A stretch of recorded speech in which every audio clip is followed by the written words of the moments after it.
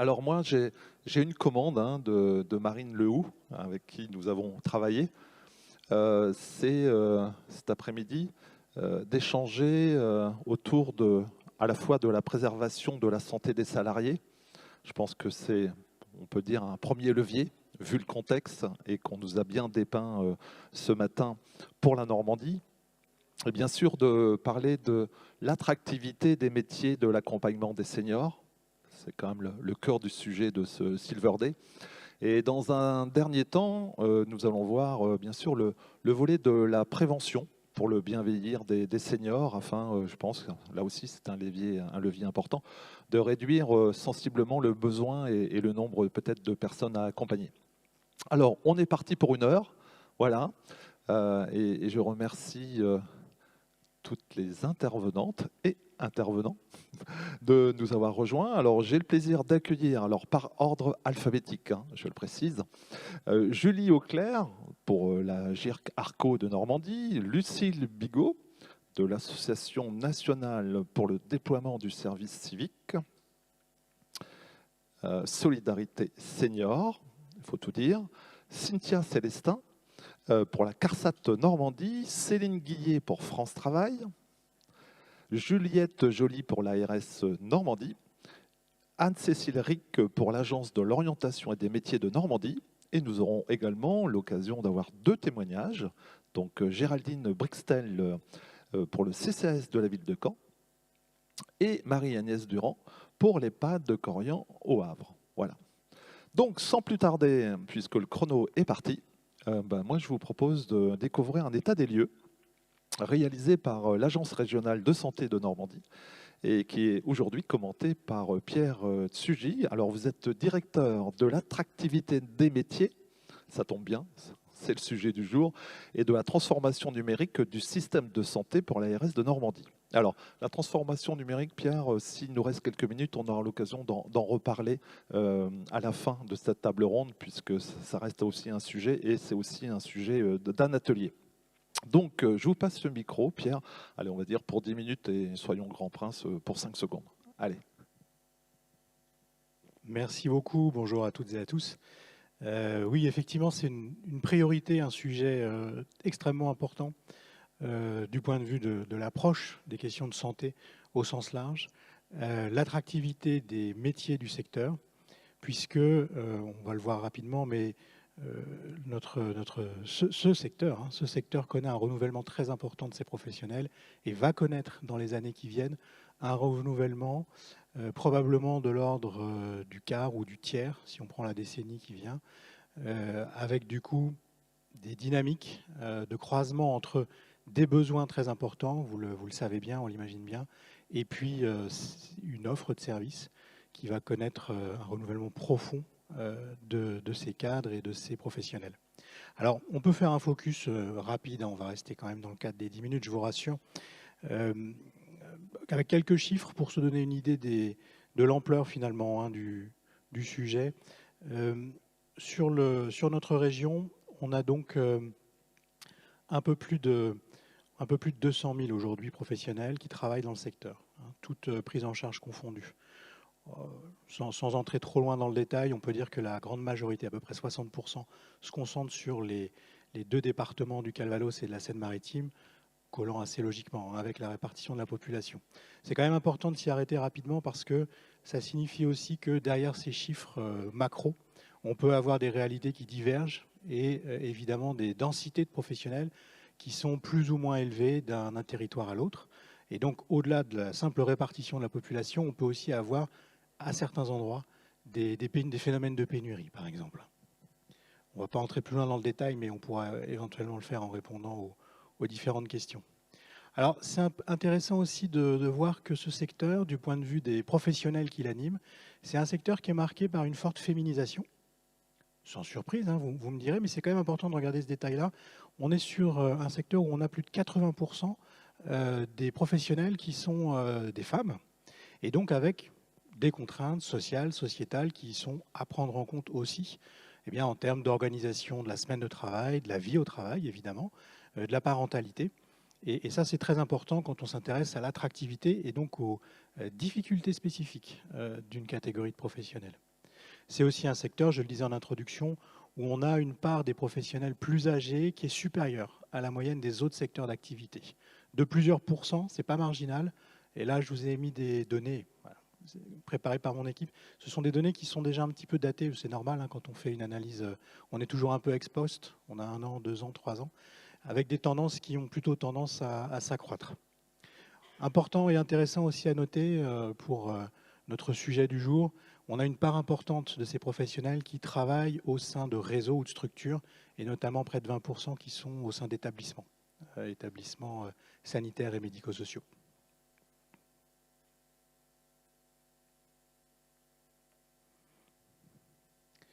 Alors, un focus qui est aussi intéressant à faire, c'est de demander aux employeurs comment se passent les recrutements. Quand on s'intéresse à un secteur donné, à son attractivité, c'est toujours un indicateur assez parlant, au-delà des données chiffrées, un retour un peu plus qualitatif. Est-ce que les recrutements sont faciles, difficiles? Alors il y a évidemment différents critères pour l'évaluer, mais déjà d'avoir ce retour par simple questionnaire qualitatif d'un secteur à l'autre, on peut avoir des réponses qui sont très différentes. Pour notre secteur, on constate que majoritairement, et quelles que soient les filières de métier, dans le détail, une majorité d'employeurs expriment des difficultés de recrutement, et ce sur tous les métiers de la filière. Donc ça, c'est aussi un point qui est important. On est sur du qualitatif, mais on a d'autres métiers, par exemple de santé, y compris en région Normandie, où on ne rencontre pas forcément ce phénomène, et surtout pas dans les mêmes proportions. C'est-à-dire, si vous faites une enquête qualitative auprès d'un panel d'employeurs, vous aurez peut-être un tiers, 40% de réponses avec « oui, j'ai des difficultés à recruter, je peux parfois mettre 2 mois, 3 mois, 6 mois à pourvoir un poste ». Là, on est beaucoup plus majoritairement sur près des 2 tiers des employeurs potentiels, et pour certaines zones dans la région, plus élevées encore même. Donc ça, c'est un indicateur important parce que ça nous permet de caractériser les tensions et ensuite d'essayer de prioriser nos politiques et nos actions pour essayer de contrer, bien entendu, ces difficultés.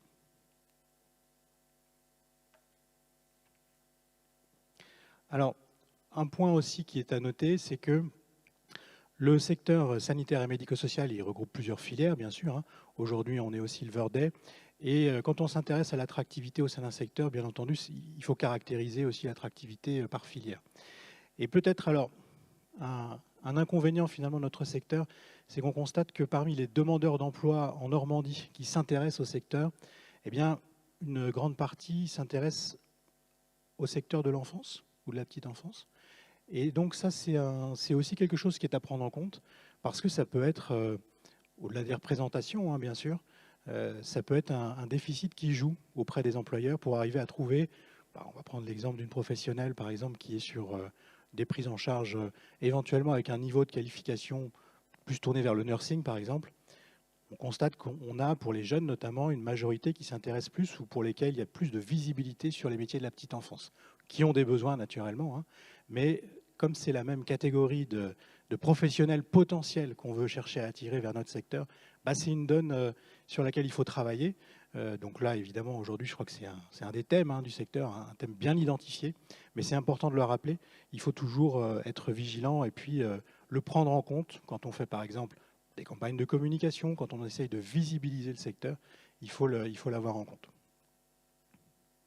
Alors, une fois qu'on a posé ces différents constats, ce que je voulais simplement dire, je vais me tenir à notre timing, mais c'est d'abord indiquer et affirmer très fortement la mobilisation de la région Normandie, de la collectivité régionale et des autres collectivités de la région, évidemment, alors à travers la stratégie santé qui est bien connue. C'est aussi la mobilisation de l'État et pour l'ARS, l'Agence régionale de santé Normandie, la principale, on a 6 axes prioritaires, mais c'est un de nos axes prioritaires les plus importants pour les professionnels qui se décline au sein du projet régional de santé qui a été approuvé et qui est aujourd'hui en cours de mise en œuvre. Alors, on le décline de différentes façons. On a notamment choisi pour l'ARS Normandie d'avoir une direction dédiée spécifiquement à ce sujet avec une équipe qui travaille tant au niveau des professions médicales que des professions paramédicales, elles sont nombreuses, et puis aussi qui travaille, et ça c'est très important, parce que je crois que c'est aussi une des dynamiques de ce jour, qui travaille avec tout le réseau d'acteurs dans le cadre d'une feuille de route attractivité spécifique.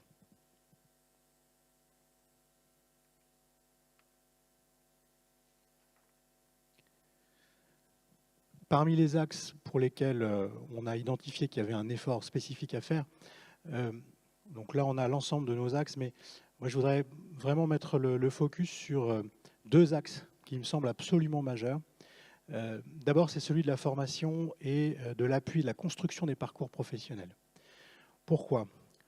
On vient de le montrer, on a un phénomène de renouvellement très important à connaître. Donc on va avoir deux choses à faire. D'une part, attirer de nouveaux professionnels ou de futurs professionnels. Donc ça signifie qu'il faut qu'on puisse cibler nos actions auprès des jeunes publics, des futurs professionnels. Alors ça veut dire aller par exemple au niveau des lycées ou des collèges, pour rendre plus visibles les métiers du secteur sanitaire et médico-social, les métiers du grand âge. Donc, et là, je me ferai l'écho tout simplement d'une politique qui vient d'être décidée par le Premier ministre. C'est par exemple s'assurer qu'on a des licences ou des options santé dans les lycées qui permettent à des lycéennes et lycéens de se projeter dans ces métiers-là, dans chacun de nos départements.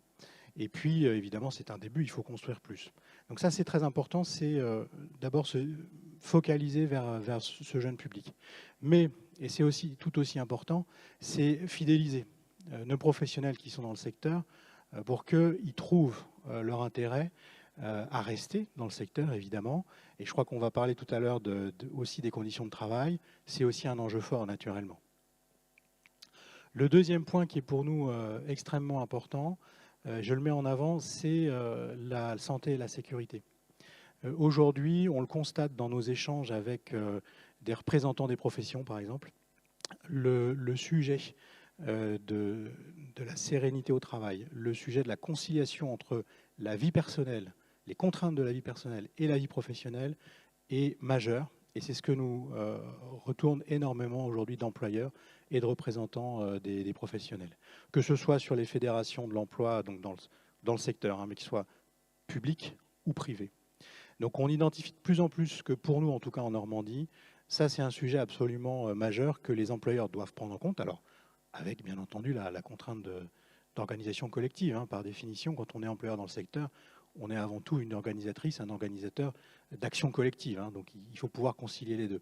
Mais en tout cas, ça c'est un sujet pour lequel on pense qu'il y a vraiment quelque chose qui est en train de se jouer. Et on le voit notamment pour par exemple les horaires par exemple, qui sont proposés. On a aujourd'hui, semble-t-il, beaucoup de salariés ou futurs salariés qui souhaitent imposer leurs horaires de travail. Et donc là, il y a quelque chose qui doit se jouer au niveau des questions de la santé et de la sécurité, de l'organisation des conditions de travail. C'est comment réussir à prendre en compte cette demande-là, tout en garantissant évidemment des conditions conformes aux objectifs de la structure, du réseau. Et puis aussi dans le cadre de l'emploi à domicile, je pense qu'on en dira peut-être un mot, mais c'est un sujet qui est très important. Alors, je ne décline pas les 6 points, mais ça, c'est vraiment les deux thèmes qui nous paraissent un peu à mettre en avant. Très rapidement, ça me paraissait aussi important de parler de cela.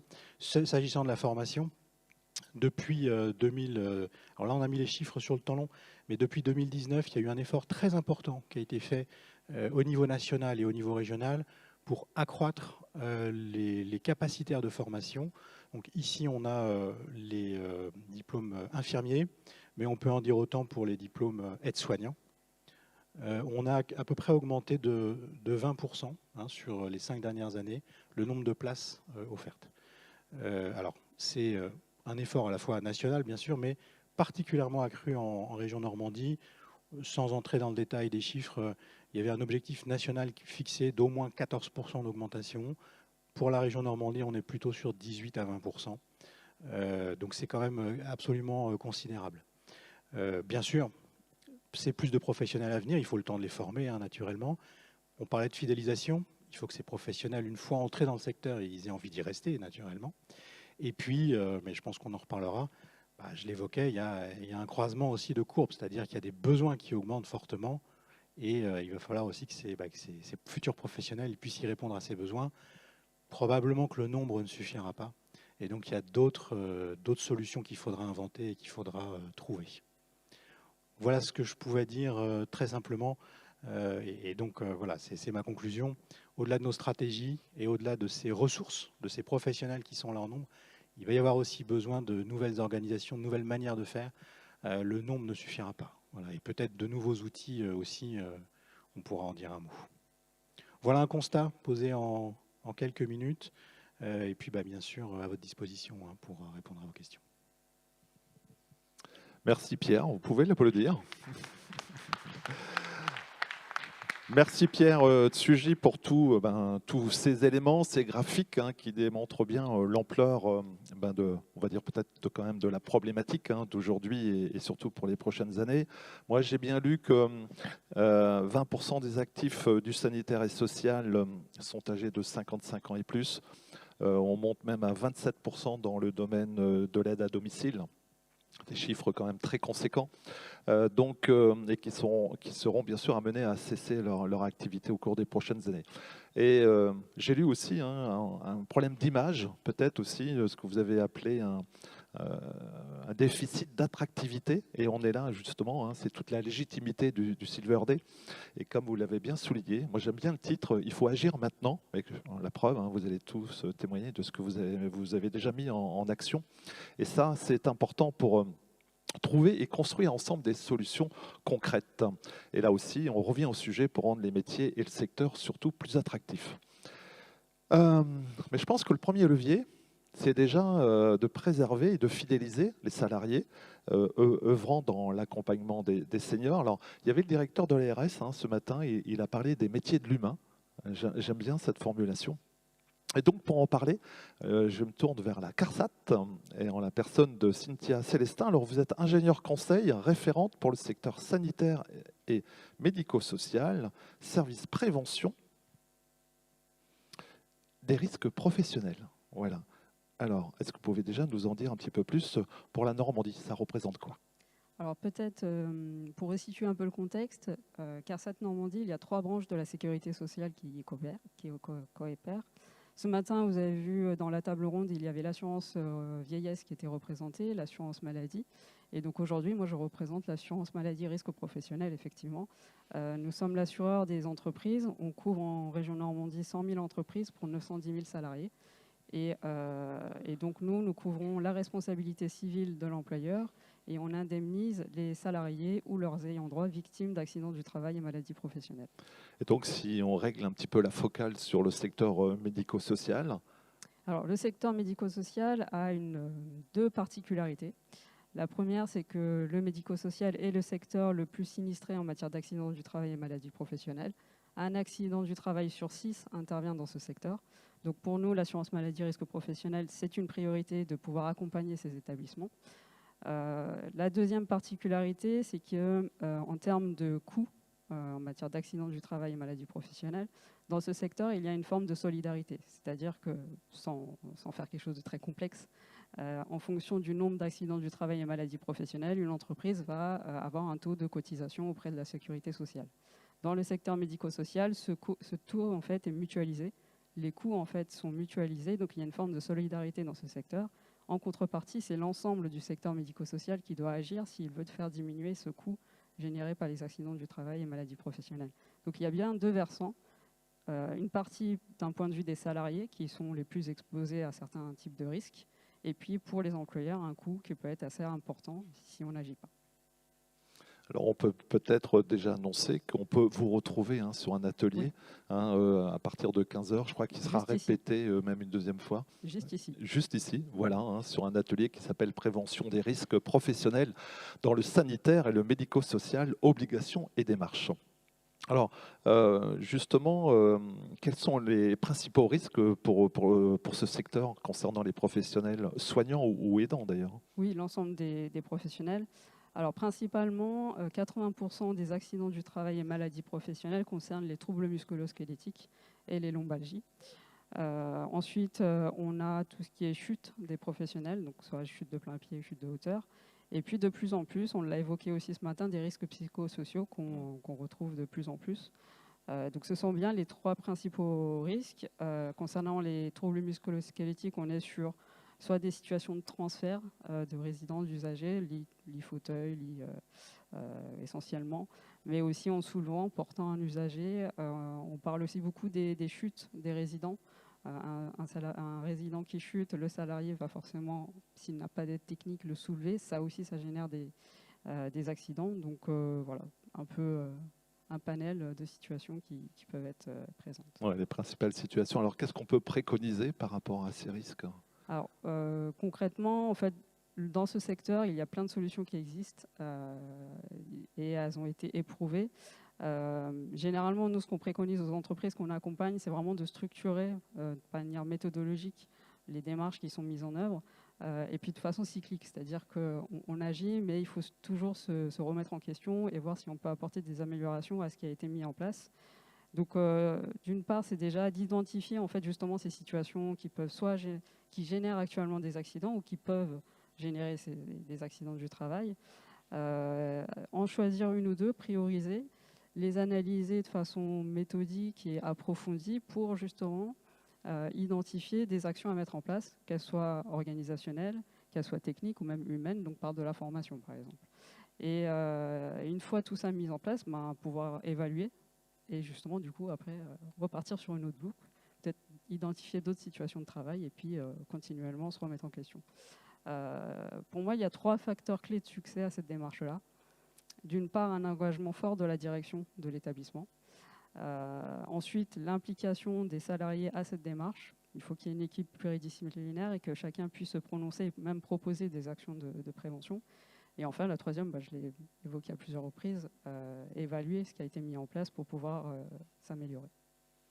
Oui, on pense bien sûr au tableau de bord qui va bien et d'apporter un suivi pour toutes ces actions. Alors, par rapport à cette dimension de conseil, on va peut-être passer le micro pour un témoignage d'un établissement. On va aller faire un petit tour du côté du Havre. Je crois que le restaurant a même une vue sur mer, c'est ça? C'est ça, Hein? oui. Un établissement de 123 lits. Voilà, donc j'ai la direction, oui, au Havre. Voilà, et vous travaillez déjà avec la CARSAT. Hein, oui, voilà. Oui, justement, alors, avec Madame Célestin sur la prévention des risques professionnels au travail. Parce qu'en effet, c'est un secteur qui est très touché par les accidents du travail. C'est un secteur dans lequel le travail est difficile. Hein, prendre en charge les résidents physiquement, il faut pouvoir le faire. Et il faut pouvoir le faire jusqu'à l'âge de la retraite. Donc c'est un établissement qui a 20 ans. Les salariés vieillissent. Et là, effectivement, on commence à rencontrer quelques difficultés avec des salariés qui ont... Combien de salariés aujourd'hui? 82 salariés en CDI. À peu près 100 salariés avec les CDD. J'ai 123 résidents. Ouais. Donc, il y a 5 ans, on a commencé à travailler sur la santé et sécurité au travail. On a nommé 2 référents santé et sécurité au travail qui travaillent de manière très pratico-pratique avec les salariés, qui les forment sur l'utilisation du matériel, comment utiliser le matériel, qui leur demandent aussi la possibilité de choisir leur matériel. Ça, c'est quand même important. C'est elles qui bossent avec. Donc, on leur montre, on leur apporte du matériel neuf. Regardez, essayez-le. Dites-nous si ça vous convient. Voilà. On les forme également sur les gestes et les postures. Parce que, comme on disait, il y a des salariés qui sont anciennes, qui ont leur méthode de travail depuis 20, 30 ans. Et souvent, elles ne sont plus adaptées. Donc, il faut revoir la manière de travailler avec les résidents. Voilà. Nos référents SST ont commencé aussi des ateliers de sensibilisation que moi, je trouve important. Mais on n'arrive pas encore à sensibiliser le personnel là-dessus. C'est sur le réveil musculaire le matin et les étirements avant de commencer à travailler. On fait des sensibilisations là-dessus, mais ça ne prend pas encore. J'aimerais que ça prenne. Parce que ça me semble important également. On essaie de mettre en place quelques rituels managériaux parce que les conditions de travail techniques, c'est bien. Mais il faut aussi travailler avec un peu de légèreté, avec un peu de bonne humeur. Hein. Donc les petits-déj, les réunions de travail, les transmissions, les groupes de parole, tout ça, les repas avec le personnel. Ça, il faut absolument que ce soit développé. On n'est pas là que pour s'occuper du résident. Hein, on est là pour en discuter, on est là pour parler d'autres choses aussi. Parce qu'elle travaille en journée de 12 heures. Je ne sais pas qui travaille 12 heures par jour ici, mais ça fait quand même, hein, avec des amplitudes parfois qui s'élèvent jusqu'à 13 heures de travail par jour. Voilà. Quoi d'autre? On étudie les postes, ça vous l'avez clairement expliqué. Les postes à risque, il y a des postes à risque, le poste de plongeuse, le poste d'aide-soignante, le poste parfois chez certaines infirmières. On analyse aussi maintenant les accidents de travail. Alors c'est du travail, ça pour le coup, mais d'essayer de comprendre pourquoi a eu lieu un accident de travail, comment a eu lieu cet accident de travail, et essayer d'améliorer les choses pour ne pas que ça se reproduise. Ça produit des effets considérables, mais surtout, ça montre aux salariés qu'on se préoccupe de ça. Et ça, c'est hyper intéressant et ça a des conséquences sérieuses, très positives sur les accidents et sur notre engagement. Voilà. Ça demande du temps, mais c'est payant Mais de faire complètement. ce temps d'analyse après un arrêt de travail. Ouais, c'est ce que je fais avec Alexandre, qui est notre enseignant APA. Un enseignant APA, c'est un enseignant en activité physique adaptée. Donc, il travaille avec les résidents sur l'activité physique adaptée, mais il est notre référent en santé et sécurité au travail. Et ensemble, on étudie les accidents de travail. Non seulement on étudie les causes donc, des accidents de travail, mais on prépare aussi le retour des salariés après un accident de travail. Souvent, on est amené à adapter les postes, à adapter les horaires. Alors, on a des contraintes lourdes, qui sont quand même les prises en charge des résidents. Voilà, ça, on ne peut pas y couper. Mais on peut quand même éventuellement changer des tâches avec une charge de travail moins lourde. On peut mettre les salariés en binôme. Enfin, il y a une quantité de possibilités pour le retour après l'AT.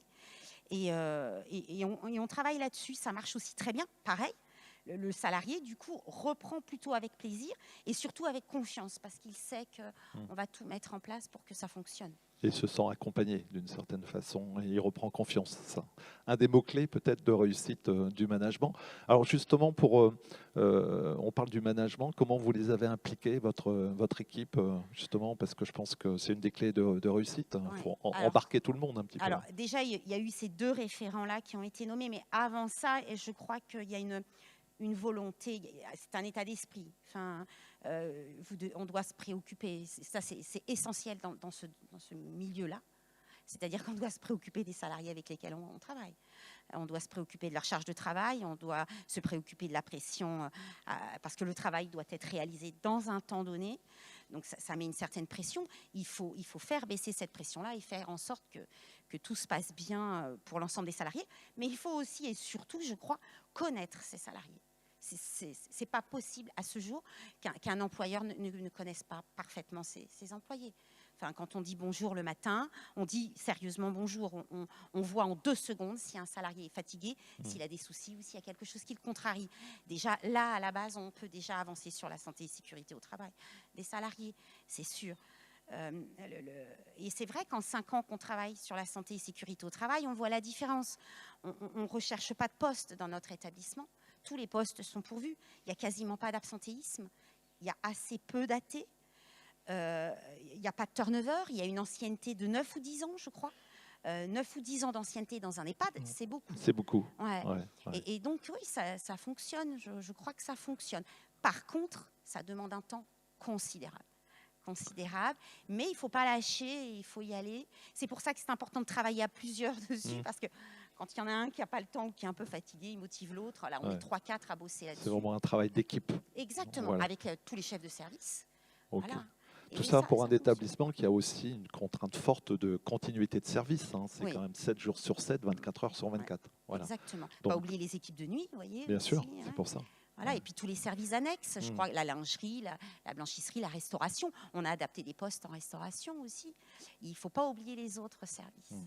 Voilà. Merci pour toutes ces pistes, justement, pour améliorer le quotidien de vos salariés et puis aussi de les fidéliser. Vous avez parlé justement du nombre d'années dans lesquelles ils s'installent, ils se professionnalisent. Et ça, c'est important pour un secteur très particulier aujourd'hui qui connaît des difficultés. Alors justement, ça c'était le premier levier, on était sur la prévention. On va maintenant faire un zoom peut-être sur l'attractivité et peut-être plus aussi sur le recrutement. Et pour en parler, donc Juliette Joly de l'ARS, merci de participer à cette table ronde. Alors, vous êtes responsable du pôle attractivité des métiers. Ça tombe bien, c'est la même direction que Pierre, si je ne me trompe pas, donc la direction de l'attractivité des métiers et de la transformation numérique du système de santé. Alors, j'ai l'impression que vis-à-vis des jeunes, c'est compliqué de leur donner envie de venir travailler dans ce secteur. Oui, c'est vrai. Aujourd'hui, le secteur attire assez peu les jeunes. L'une des difficultés, c'est une image dégradée en fait du secteur du grand âge.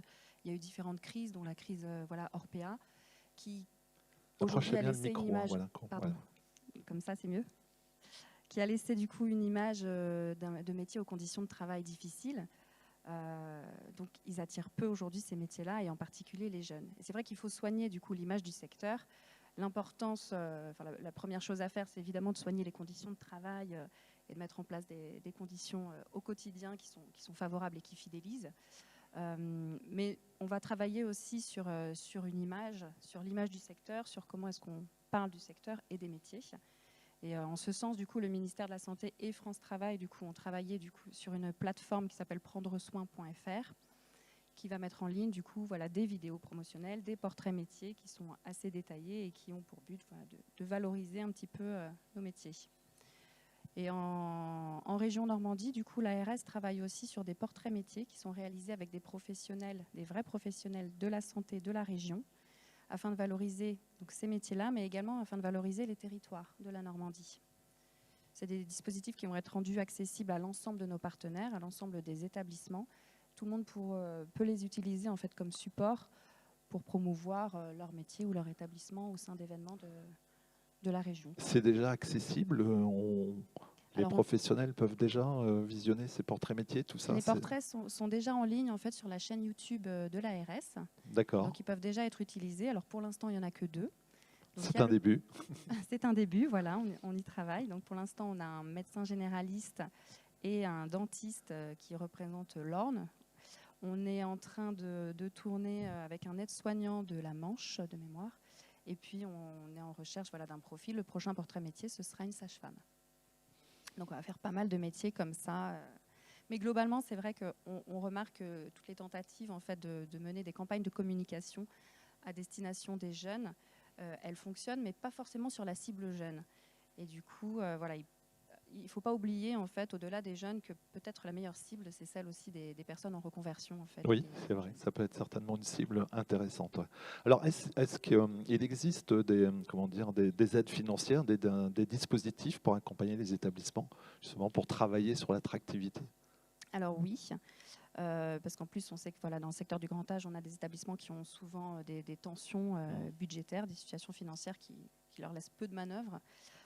Donc on travaille, par exemple, on a un appel à projet annuel ou bisannuel, en fait, vraiment dédié aux conditions de travail, qui est d'ailleurs mis en route avec la CARSAT et instruit avec la CARSAT pour financer des projets d'amélioration des conditions de travail, type des aménagements de rails, de chaises de relevage, des choses très pratiques pour améliorer le quotidien des soignants. Et puis, sur un volet plus attractivité, marque employeur, image, on a aussi déployé depuis 2024 ce qu'on a appelé en région les trophées de l'attractivité.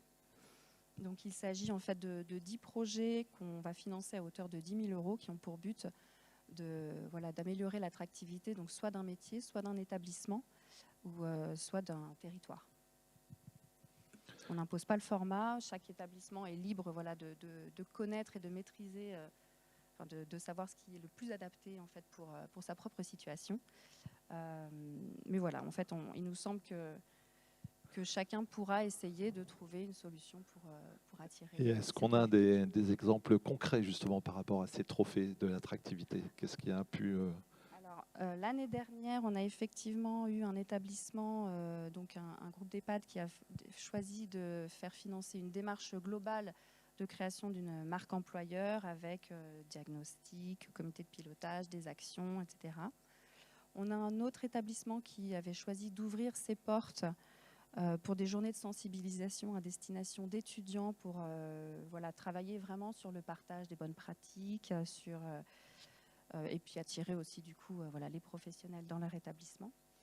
Après, on a aussi des structures donc, sanitaires qui ont organisé des portes ouvertes, on fait des campagnes de communication, par exemple, ce type de dispositif, ou des choses aussi pour améliorer l'accueil des étudiants ou des stagiaires.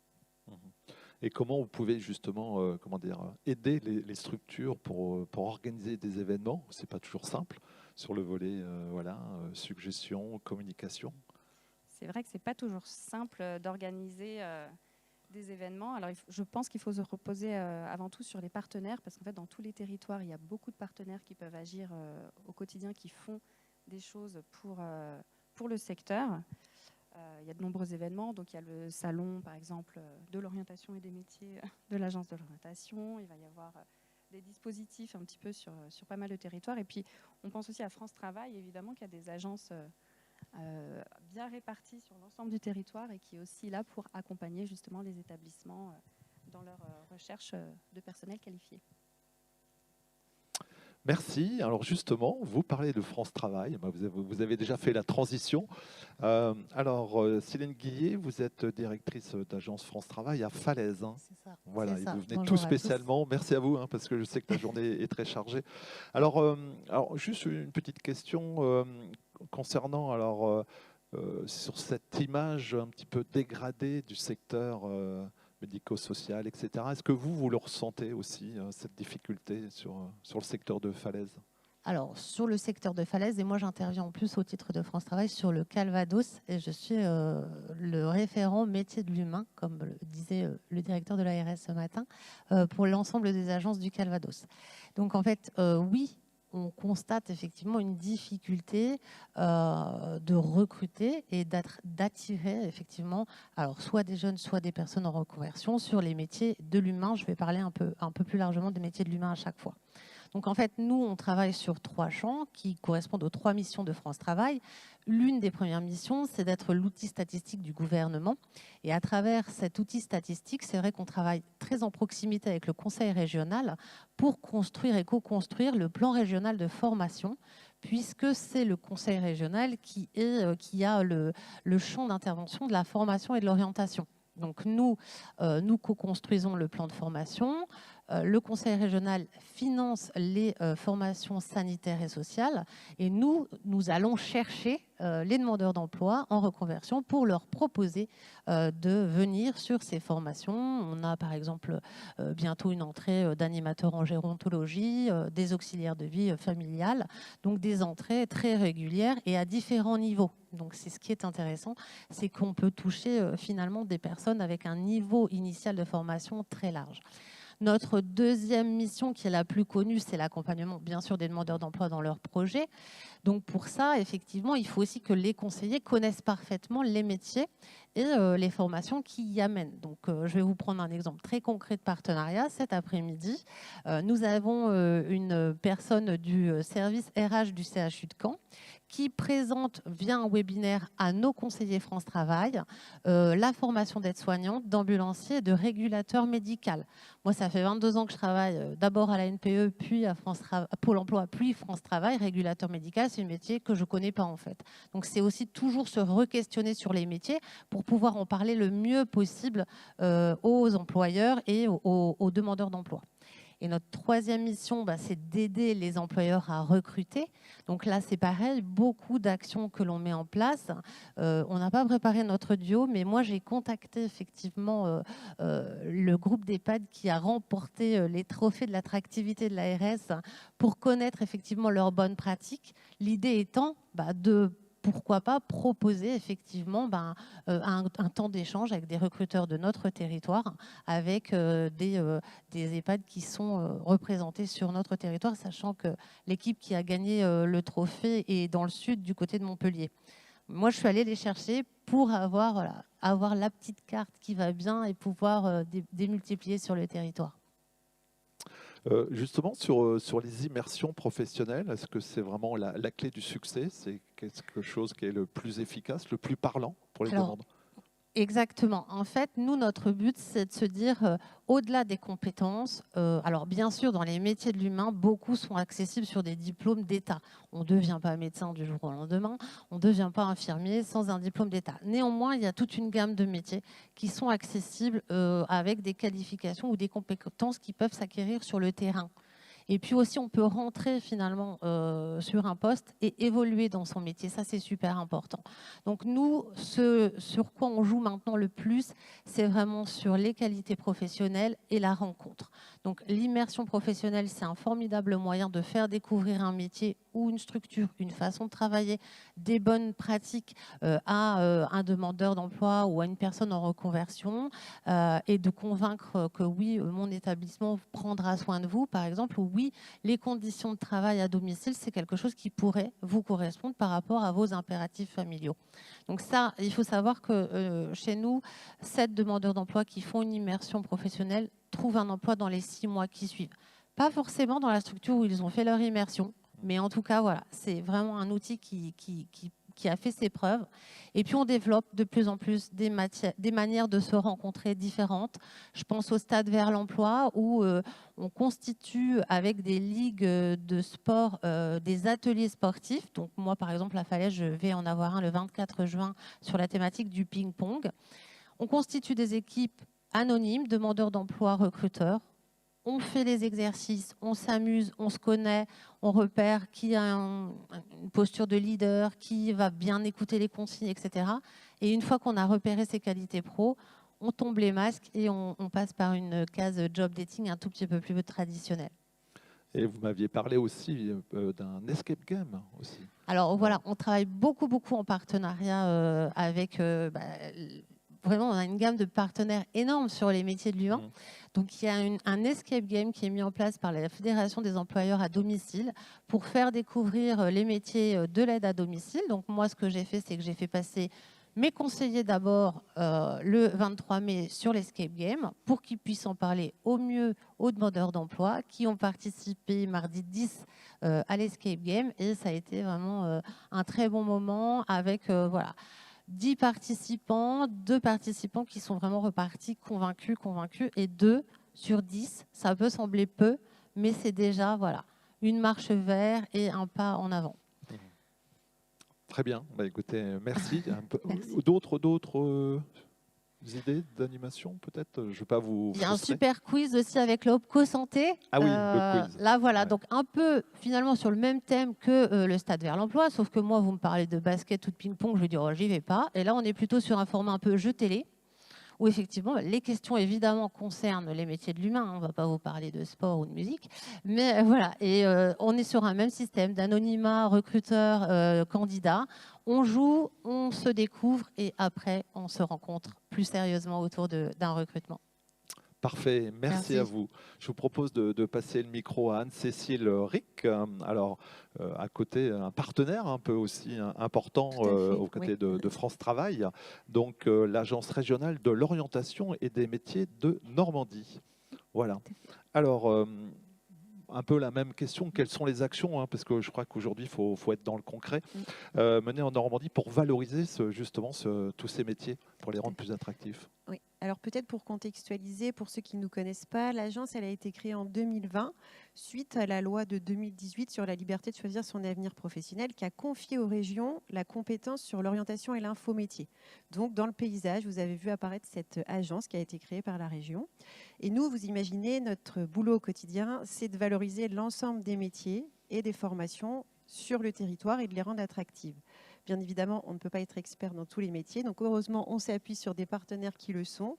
Donc, depuis maintenant 5 ans, depuis notre création, on a vu s'étoffer vraiment notre partenariat, les actions qu'on a pu mettre en place. Et l'idée, c'est vraiment d'aller vers les publics. Donc, tant les scolaires, on va avoir du collégien, du lycéen, des étudiants, mais aussi des publics adultes en reconversion ou en recherche d'emploi. Mais pas seulement. Il faut aussi ne pas oublier les prescripteurs, donc les professionnels de l'orientation ou de l'accompagnement, les équipes éducatives et pédagogiques et bien évidemment les parents. Donc tout ça, ce sont nos cibles au quotidien vers qui on travaille et on a créé différents dispositifs dont le Salon régional de l'orientation et des métiers, donc qui a lieu à Caen ou à Rouen de manière, une année sur 2 pour aller vraiment vers tous les publics. C'est quand même 25 à 30 000 visiteurs, un pôle métier dédié à la santé, au social de 400 mètres carrés, où là, vraiment, tous nos partenaires jouent le jeu et viennent vraiment avec du concret. J'entendais votre escape game, typiquement, ça, c'est des outils qui peuvent vraiment plaire à nos publics, c'est important de les valoriser. Et puis après, on s'est dit, Caen, Rouen, c'est bien, mais il n'y a pas que ces grandes villes. Donc on va aussi sur les territoires avec les métiers en tournée. Donc ça, ce sont des événements donc, dans des villes de taille moyenne où finalement c'est un peu notre salon en format un petit peu plus réduit, mais qui permet vraiment d'aller au plus près des territoires. Donc on a une dizaine de dates par an et ça fonctionne très bien. Donc on poursuit, on en est à la 5e saison. Autre outil dont je voulais vous parler aussi, c'est un escape game. Donc celui-ci, il est plutôt digital. Et l'idée, c'est autour de l'accompagnement d'une personne âgée, de voir l'ensemble des métiers qui peuvent intervenir sur une journée, par exemple. Vous voyez, au travers de jeux, donc au travers d'énigmes. Donc c'est plutôt vers un jeune public. Et ben, il va se dire, ah bah ouais, en fait, quand j'ai fait cette action-là, ce jeu, j'ai découvert tel métier. Et puis, bien sûr, on a édité des guides dans notre compétence sur la formation et les métiers au travers de témoignages. Donc, voilà, ce sont vraiment un ensemble de dispositifs, mais qu'on pourra toujours étoffer. Je pense qu'on peut vraiment se dire qu'on a encore plein de choses à construire.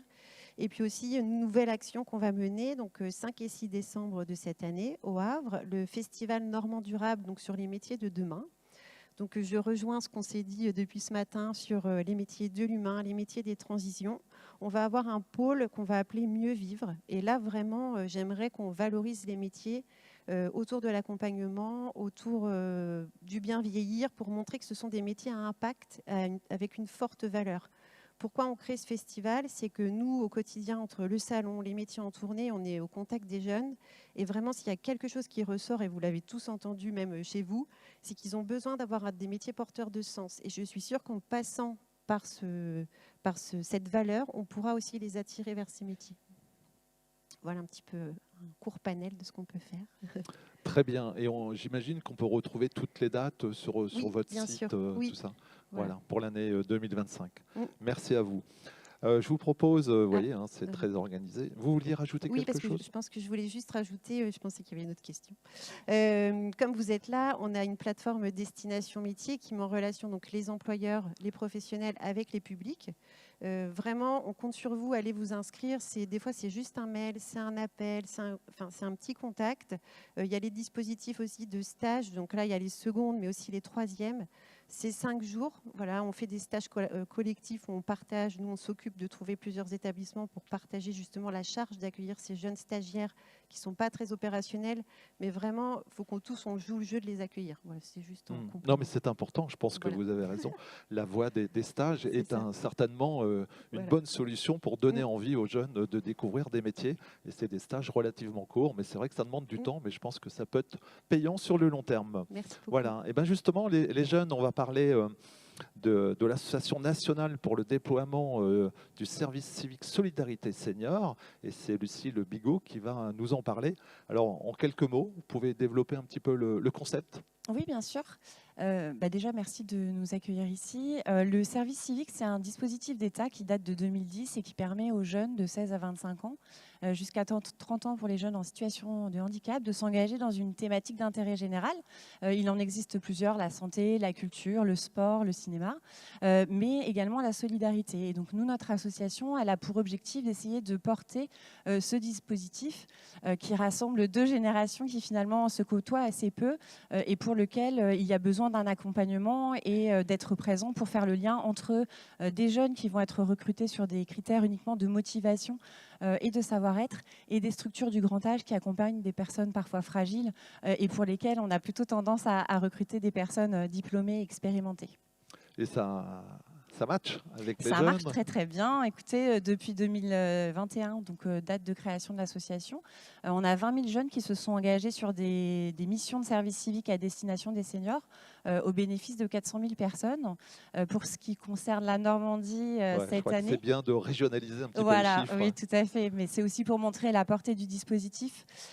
Et au niveau de la Normandie, cette année, on est à peu près à 400 jeunes qui se sont engagés dans des missions de service civique avec à peu près 6 000 seniors qui ont été accompagnés, 4 000 sur des établissements collectifs type EHPAD et 2 000 sur des missions à domicile, donc qui ont été visités par des jeunes régulièrement au sein de leur domicile. Et on a un pourcentage de ceux qui se sont vraiment intégrés dans le dispositif là, Tout à fait. Donc c'est un dispositif d'engagement, mais également c'est un formidable tremplin pour l'insertion professionnelle. Donc depuis 3 ans maintenant, on met en place une mesure d'impact qui nous permet de mesurer en fait les effets du dispositif sur les 3 parties prenantes, à savoir les seniors, les jeunes et les professionnels. Donc pour les jeunes, on a à peu près 40%, 42 pour être exact, de jeunes qui s'engagent dans le secteur du médico-social à l'issue de leur mission. Voilà, et sur l'ensemble des jeunes qui passent sur ces missions-là, 70% considèrent avoir une très bonne connaissance du secteur et des métiers et formations du bien vieillir notamment. Donc voilà, c'est un tremplin pour des métiers passions. On a des vocations qui se créent à l'issue des missions et c'est vraiment très enrichissant et enthousiasmant de le vivre au quotidien. Oui, un pourcentage élevé. Hein. Je crois que c'est intéressant de connaître ce dispositif. On peut quand même mettre en avant les points forts justement du dispositif pour les professionnels comme je le disais ici. au départ, il y a plusieurs thématiques d'engagement. Et il est vrai que la thématique senior n'était pas la première choisie par les jeunes. Donc déjà, il fallait à la fois communiquer autour de ces missions pour les jeunes, mais également rassurer les structures d'accueil. Donc pour cela, on a mis en place, avec des partenaires de l'isolement social, des partenaires du grand âge, que sont par exemple Petits Frères des Pauvres, on a mis en place un socle de formation qui permet d'accompagner les jeunes tout au long de leur mission sur différentes thématiques, notamment la connaissance de la personne âgée, de ses problématiques, du lien avec l'isolement social qu'elles peuvent vivre au quotidien. Comment construire, bâtir, maintenir une relation avec la personne âgée quand on a 16, 17 ou 18 ans et qu'on a assez peu de seniors dans son entourage. Et après, comment construire son projet d'avenir. Et donc, c'est là où on va aborder tous les métiers en lien avec le médico-social, avec le grand âge et accompagner les jeunes à valoriser leur expérience de service civique pour leur emploi et leur parcours futur. Et justement, est-ce qu'on a quelques données sur le profil des jeunes normands Oui, tout à fait. Donc j'ai regardé ces données juste avant de venir. Donc sur les jeunes normands vraiment de cette année, on a à peu près 50% des jeunes qui ont entre 18 et 20 ans et on en a à peu près 15% qui ont moins de 18 ans. Donc ce sont des jeunes très jeunes. Voilà. Et après, on est à peu près aux alentours de 60% de jeunes infra-bac. Donc on a des profils de jeunes qui sont en rupture quand même avec le système pour diverses raisons et pour lesquels le service civique, c'est à la fois une opportunité, mais un réel tremplin pour l'avenir, pour reprendre confiance, pour pouvoir avoir une expérience professionnelle et rencontrer des professionnels qui nous donnent envie. Alors, j'ai cru comprendre aussi que vous étiez très présente sur le terrain et je crois qu'il y a un prochain événement, pas plus tard que la semaine prochaine. Oui, tout à fait. Déjà, vous pouvez nous voir au stand à côté, mais sinon, lundi, il y a les journées des EHPAD de Normandie qui auront lieu à Deauville, aux Franciscaines de Deauville, et on y sera présents. Merci Lucille pour votre intervention. Alors je vous propose de passer le micro donc, pour un témoignage avec Géraldine Brixtel. Alors vous êtes la directrice des services aux seniors pour le CCAS de la ville de Caen. Voilà. Alors déjà peut-être nous dire que recouvre le CCAS de la ville de Caen. Voilà. Oui, j'avais un doute, il marche bien, effectivement. Bonjour à tous. Donc oui, je suis directrice des services aux seniors pour le CCAS de la ville de Caen. On a au sein de la direction 6 résidences autonomie réparties sur le territoire canet. Ça fait à peu près 350 résidents. On a l'EHPAD Mathilde de Normandie qui accueille 110 résidents qui se trouvent à la Guérinière. Et on a enfin un service de maintien à domicile. Voilà. D'accord. Et ça fait combien justement de salariés, de personnel? 450 en tout. 450, voilà. D'accord. Alors, qu'est-ce que vous avez pu mettre en œuvre peut-être pour limiter le turnover, vu le nombre conséquent que vous avez à gérer? Alors, on est particulièrement chanceux à ce niveau-là. On a un turnover relativement faible. C'est dû, alors, notamment à des conditions déjà salariales qui sont plus avantageux dans le public que dans le privé. Ça, c'est un premier point. Et puis, on travaille énormément sur la qualité de vie au travail. Mais il n'y a pas de baguette magique, il n'y a pas une action phare à mener. C'est plutôt une multitude d'actions qui convergent vers une qualité de vie au travail, même si on ne peut jamais dire « ça y est, c'est bon, on y est ». C'est un travail perpétuel d'amélioration continue. On travaille bien évidemment sur toute la prévention des troubles musculo-squelettiques avec une formation qui a été proposée à destination des auxiliaires de vie et des aides-soignantes spécifiquement dans le maintien à domicile sachant que c'est un secteur qui est particulièrement exposé au risque, parce que contrairement à l'EHPAD où il y a le travail d'équipe, où on peut mettre en place tout un tas de choses, les rails, voilà. Quand on est au domicile de la personne, on est dans l'environnement de la personne âgée et nos marges de manœuvre sont quand même plus limitées. Donc là, l'idée, c'était de pouvoir proposer une formation avec 2 axes prioritaires. Enfin, 2 axes. Le premier, c'est un accompagnement collectif avec une formation de sensibilisation aux gestes et postures, bien évidemment. Et le deuxième axe, c'était plutôt un accompagnement individuel de chaque agent sur, voilà, qui concerne avec les éléments médicaux que l'agent transmettait et avec un suivi de l'état de santé et des pathologies de la personne et des conseils complètement personnalisés. Au travers de ces ateliers collectifs, on ne restait pas qu'en salle. L'idée, c'était d'aller sur le terrain et de voir avec un professionnel quelles difficultés quelles difficultés il y avait dans un domicile en particulier et quelles solutions on pouvait mettre en place en accord avec le bénéficiaire pour avoir des conditions de travail plus favorables. L'idée, c'est aussi de sensibiliser les agents à tout ce qui est aussi éveil musculaire. Donc, on a la chance de pouvoir organiser des réunions de coordination à minima 1 fois par semaine. Et en début de chaque réunion, il y a voilà, le petit rituel de l'éveil musculaire qui est fait par tout le monde. Voilà. On a également au sein du maintien à domicile une infirmière de prévention à 80%. Dédiée à tout ce qui est explication des gestes et postures. Donc, elle fait des mini-formations flash. Elle forme aussi les auxiliaires de vie et les aides-soignantes à la manipulation du matériel à disposition. Voilà. Voilà, ça c'est pour. Mais déjà... ça concerne les troubles musculo-squelettiques. Il y a aussi beaucoup d'actions à entreprendre dans tout ce qui est formation. Donc là, les dernières qui ont eu lieu, c'est une formation à la bientraitance qui a été prodiguée à l'ensemble de la direction. Donc tout le monde y passait, que ce soit les administratifs. Les agents de restauration, la lingerie, mais aussi les soignants, les infirmières, les directeurs.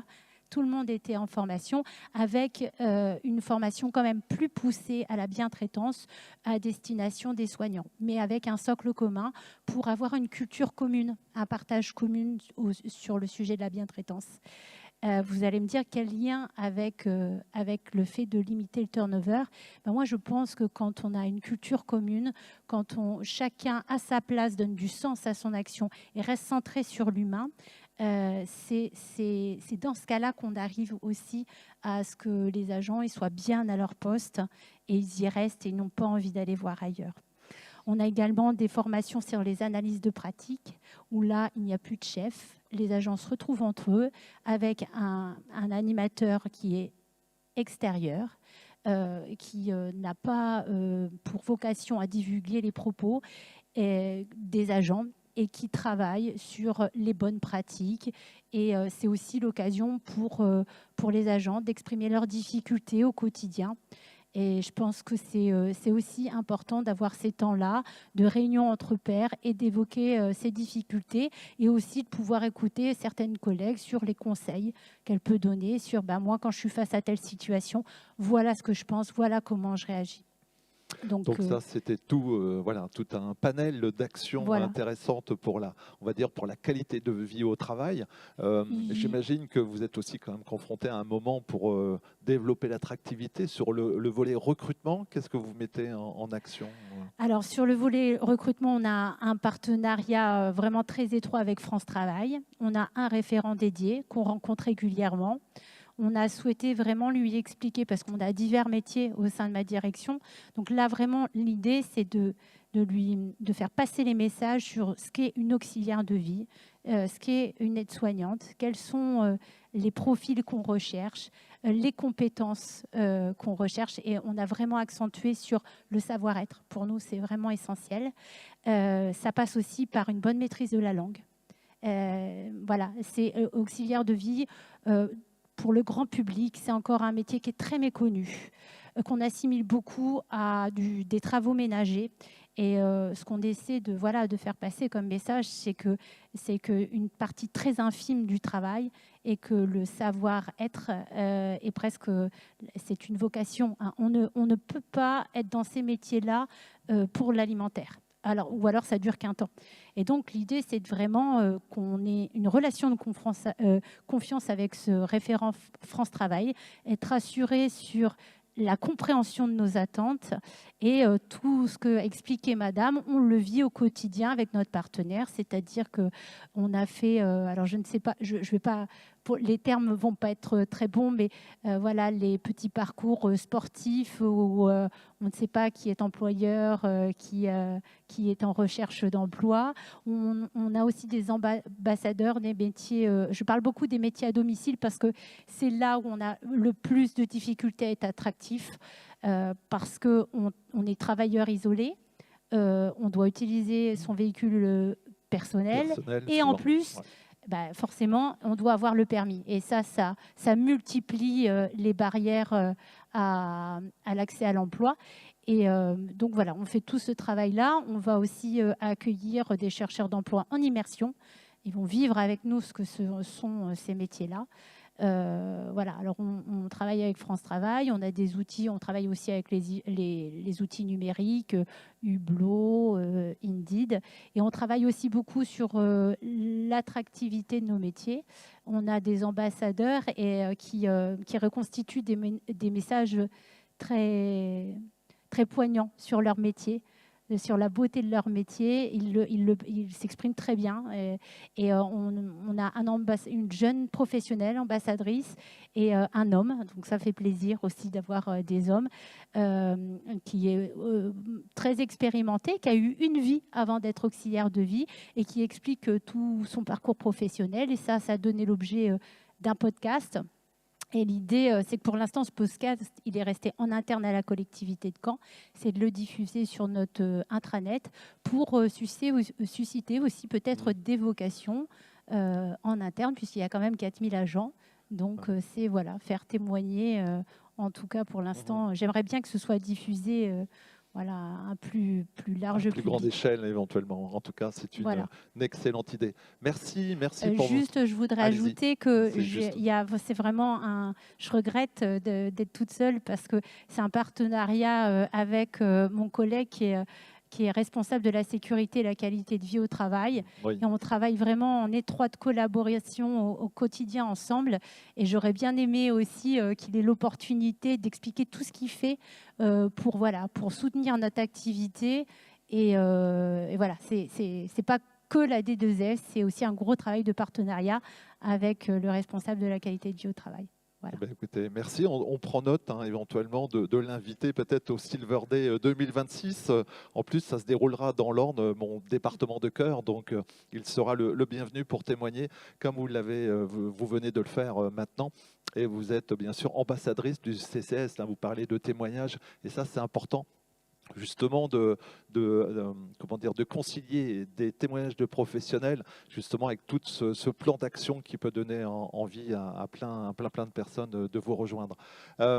Alors, dernier levier sur le justement par rapport à tous ces défis. Attendez, je retrouve juste avec Julie Auclair. Alors, vous m'avez dit que ça serait bien de me garder quelques minutes. Ce n'est pas parce que je suis la dernière au bout de la rangée que je dois avoir 2 minutes. Non, ne vous inquiétez pas. On va vous donner un petit peu de temps de parole et surtout que c'est important de parler prévention auprès des seniors parce qu'on a tous conscience du contexte, un vieillissement de la population et tout particulièrement en Normandie, mais peut-être qu'on peut agir en amont ou en parallèle auprès des seniors. Voilà. Oui, tout à fait. Merci, Monsieur Havard. Donc, en effet, donc moi, je suis directrice des centres de prévention Agir Carco donc de Normandie et de Bretagne. Donc, dans nos centres de prévention, on propose des bilans de santé, donc de prévention, qui sont entièrement gratuits, financés par les caisses de retraite complémentaires. Ce sont des bilans qui sont complets de 2 heures, 1 heure avec un médecin et 1 heure avec un psychologue. Donc franchement, 2 heures de rendez-vous gratuits aujourd'hui, c'est quand même une denrée rare et c'est quand même important à connaître parce que ça regroupe quand même un bon nombre de personnes. Donc nos professionnels sont donc des experts en vieillissement et ils sont à même de chercher des fragilités médicales, des vulnérabilités psychosociales. Et à l'issue du bilan, ils vont donner des préconisations individuelles en santé, donc des conseils sur la bonne conduite à tenir, sur des bons modes de vie. Voilà, les ingrédients d'un bon mode de vie à avoir pour finalement vivre longtemps, mais surtout en bonne santé, et c'est ce que tout le monde veut. Donc nous ne faisons pas forcément de médecine curative avec un diagnostic et une ordonnance de médicaments, ça c'est le rôle du médecin traitant. On ne fait pas forcément de médecine préventive au sens du dépistage, c'est-à-dire qu'on ne va pas faire de prise de sang, de radiologie, d'électrocardiogramme, mais ça va être plutôt une médecine prédictive où on va évaluer l'ensemble des risques en santé et étudier la qualité justement de ces ingrédients de vie. Donc dans ces ingrédients de vie, on va parler forcément de l'alimentation, du sommeil, de l'activité physique, la gestion du stress, le lien social, la mémoire.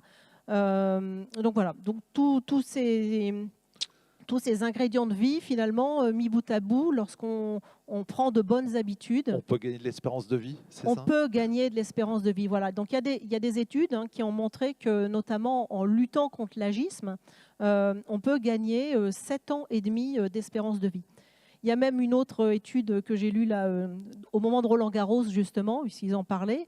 Et en effet, les joueurs de tennis, alors pas forcément les professionnels, les joueurs de tennis ont 9,7 ans d'espérance de vie supplémentaire par rapport à l'ensemble de la population. Donc, ce qui montre aussi, et j'embraye aussi là-dessus, sur l'activité physique, et forcément, on y met l'accent dans nos centres de prévention, parce que c'est quelque chose de très, très important pour... en tout cas pour bien vieillir et pour vivre longtemps. Alors, à qui s'adressent ces bilans ou comment un petit peu le mode d'emploi ? Voilà, donc quelques mots.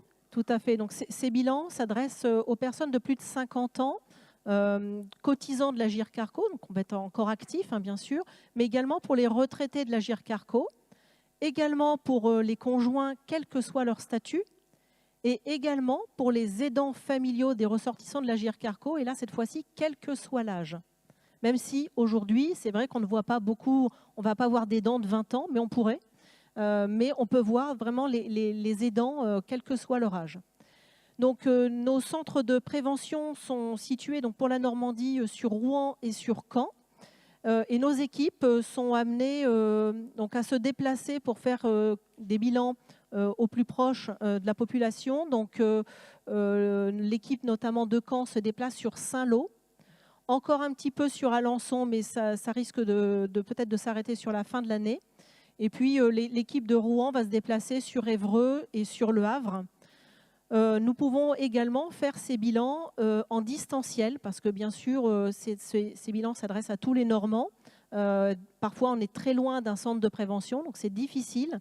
Et donc, on peut faire ces bilans soit en visio, donc via Doctolib, mais on peut également, parce que des fois, on n'est pas très à l'aise avec la technologie, et faire ces bilans par téléphone.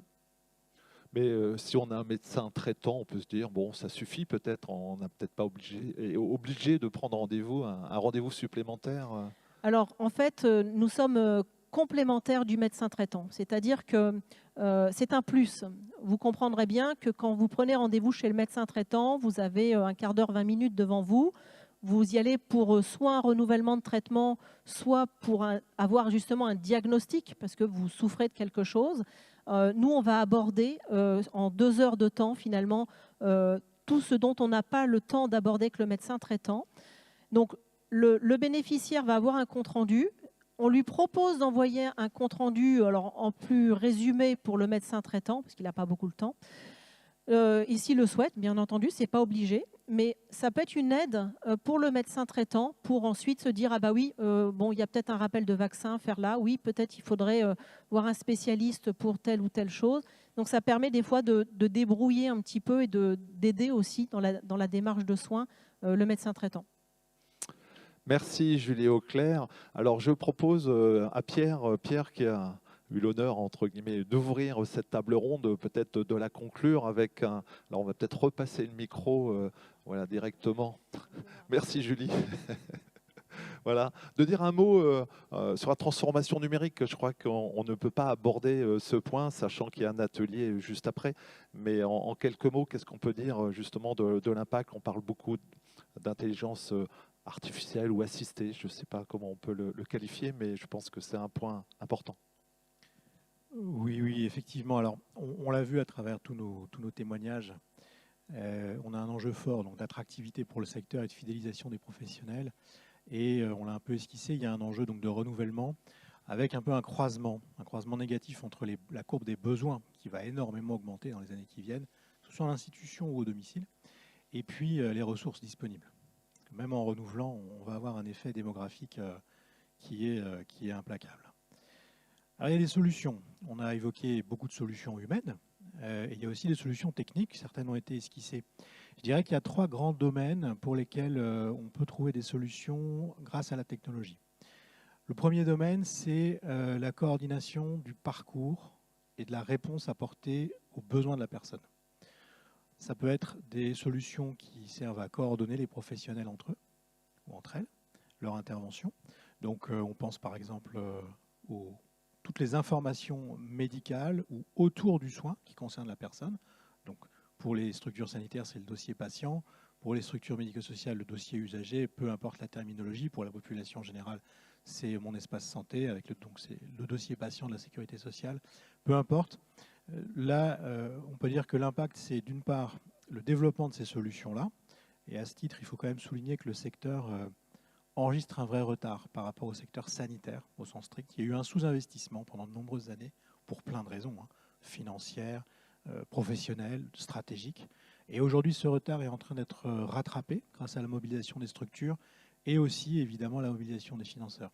Donc ça, c'est un enjeu fort. Il y a un développement de ces solutions-là. Elles sont majeures, parce que pour bien coordonner une prise en charge, il faut que l'information circule, qu'elle soit vérifiée.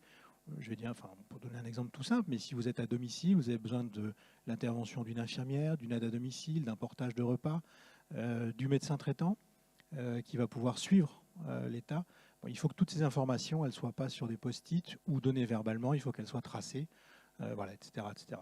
Ça, c'est un premier domaine où on a le développement et où on a l'intelligence artificielle qui va permettre d'améliorer la coordination. Aujourd'hui, on essaye tous ChatGPT et puis ces avatars.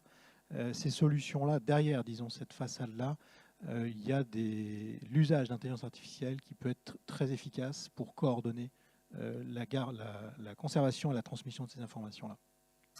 Le deuxième domaine où la technologie et le numérique peuvent apporter des solutions, c'est dans le domaine des outils professionnels proprement dits, à proprement parler. Alors ça paraît assez évident pour les fonctions soignantes au sens strict, par exemple pour l'aide au diagnostic, et évidemment dans le secteur de la prise en charge de la personne âgée, au même titre que la prise en charge purement médicale, ces outils numériques peuvent être extrêmement utiles.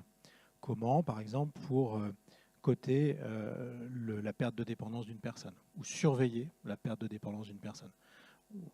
Finalement, on est sur une action alors qui n'est pas un geste, qui n'est pas quelque chose de clinique, mais qui s'en rapproche. On va observer des signes, on va interpréter des signes et surtout on va les suivre de manière continue sur une durée. Et ça, pour faire ça, les outils numériques qui sont déployés aujourd'hui vont être de plus en plus efficaces. Ça peut aller tout simplement du suivi des constantes sur plusieurs semaines données, d'un dialogue avec l'usager ou le patient, à l'observation avec par exemple une caméra, des prises d'image. on peut, avec ces fonctions-là, on peut réussir à coter la perte de dépendance d'une personne. Alors, jusqu'à présent, on pouvait le faire. Hein, vous êtes dans un EHPAD, c'est l'équipe qui va le faire, hein, évidemment. Mais à domicile, c'est beaucoup plus compliqué à organiser. Et puis, même à l'EHPAD, les professionnels, ils ont aussi d'autres fonctions, d'autres missions. Ils sont occupés aussi. Donc ça, c'est des outils professionnels qui vont pouvoir aider. Et puis, le troisième grand domaine, c'est tout le domaine, finalement, de l'appropriation des outils par les usagers eux-mêmes. Ce sont, par exemple, des applications qui permettent à des personnes de s'entraîner, d'entraîner leur mémoire, d'entraîner leur capacité à se mobiliser. Donc c'est vrai, ça peut être des jeux, hein, tout simplement, mais c'est vrai aussi éventuellement, par exemple, pour des activités ou le suivi d'activités physiques. Donc c'est le troisième grand domaine où des outils numériques qui sont en plein développement vont permettre d'apporter des solutions complémentaires pour les personnes pour lesquelles il y a ce besoin de prise en charge de la dépendance et de leur état de santé au sens large. Donc on a vraiment non pas une révolution qui est en marche, parce que les outils en réalité ils sont déjà prêts depuis un certain nombre d'années, mais plutôt une révolution dans l'appropriation et dans les usages. Et c'est une révolution qui est assez douce, mais qui quand même a tendance à s'accroître, hein, parce qu'on y met de plus en plus de ressources, et puis parce que les besoins vont croissant. Et voilà, on a les intelligences artificielles pour lesquelles on a un peu une exponentielle dans les usages qui est en train de se mettre en place.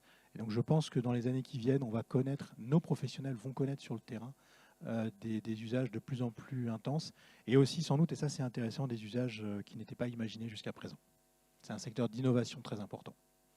Mais des innovations toujours avec les professionnels et avec une appropriation qui doit être nécessaire. C'est important. Merci Pierre. Et justement, je vous propose, si vous voulez en savoir un petit peu plus, aller participer à l'atelier qui s'intitule « Le numérique au service des établissements et professionnels de santé et du médico-social ». Il sera animé par Julie Gondouin, animatrice territoriale normande santé. Voilà, dans quelques minutes. Alors, on a dépassé un petit peu, mais on a commencé en retard. Donc, avez-vous une question ou deux questions maximum, de façon à ne pas trop perturber le déroulé de l'après-midi? Écoutez, je ne vois pas de main, c'est que ça a été très clair.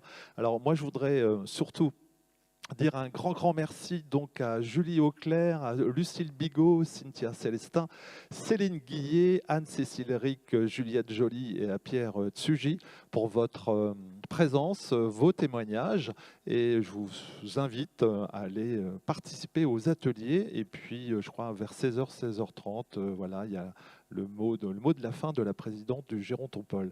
Je vous souhaite une bonne fin de journée avec le Silver Day.